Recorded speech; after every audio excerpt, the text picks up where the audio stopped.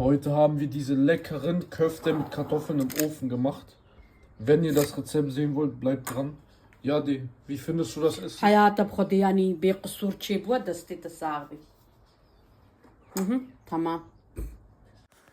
Zuerst fangen wir an mit den Kartoffeln. Die habe ich in 5 mm dicke Scheiben geschnitten. Dann habe ich eine Gewürzmischung aus Öl, Paprikapulver, Cayennepfeffer, Pfeffer, Knoblauchpulver und Salz gemischt und die dazugegeben, schön einmassiert.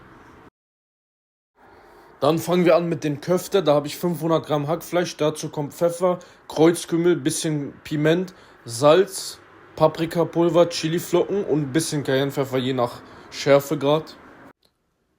Dann habe ich jeweils 2 rote und 2 grüne Spitzpaprika und eine große weiße Zwiebel und Knoblauch in den Mixer gejagt, das fein püriert und dann auch zur Hackfleischmasse dazugegeben. Dann kommt noch Paniermehl hinzu.